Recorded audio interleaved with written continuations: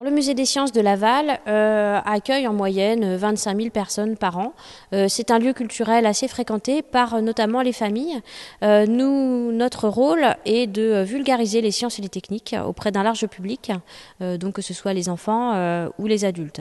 Nous essayons de proposer une programmation variée au musée des sciences avec des sujets scientifiques et techniques comme la physique, la technique, la biologie ou voire les mathématiques.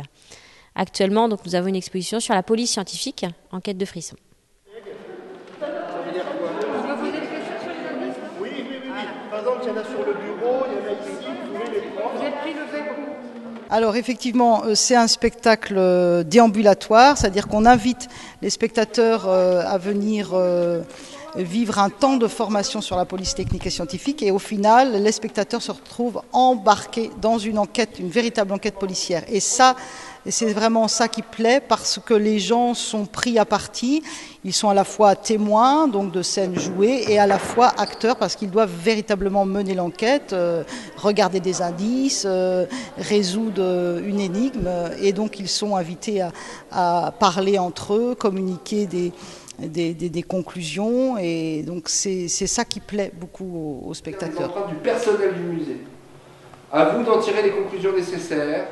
J'ai plus l'impression que c'est une nombre d'hommes. Oui, mais t'as raison, ça se trouve c'est le tueur qui a répondu au directeur.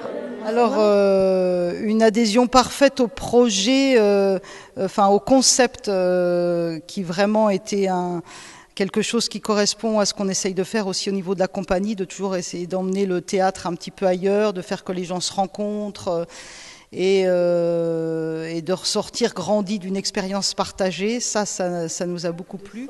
Ah, des blocs. C'est pas la même chose que des éclats. On est pris, c'est toujours rêvé. Ça commence à bien faire.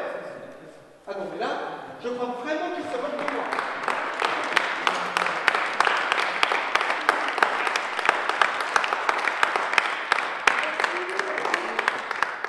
Donc en 2013, il y a l'exposition Enquête de frissons sur les techniques de la police scientifique, avec de nombreuses animations culturelles autour de ce sujet qui nous a beaucoup inspirés. Ensuite, ce sera une exposition sur l'homme est-il un grand singe. Nous poserons la question de l'évolution de l'espèce humaine, de sa parenté avec les grands singes, et nous essaierons de définir un petit peu qu'est-ce qui fait le propre de l'homme. Y a-t-il d'ailleurs un propre de l'homme? En quoi sommes-nous si différents de nos cousins, les grands singes? Ensuite, donc, à la fin de l'année, nous proposons un sujet sur les femmes scientifiques, et notamment sur les stéréotypes, sur le thème des capacités entre les hommes et les femmes. On entend parler du fait que les femmes n'ont pas le sens de l'orientation, elles ne sont pas très bonnes en mathématiques, que par contre les hommes ne sont pas multitâches, ou bien qu'ils n'ont pas tellement le sens de l'observation.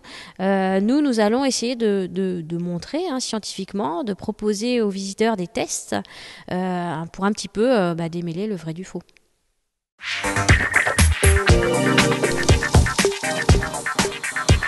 Thank you.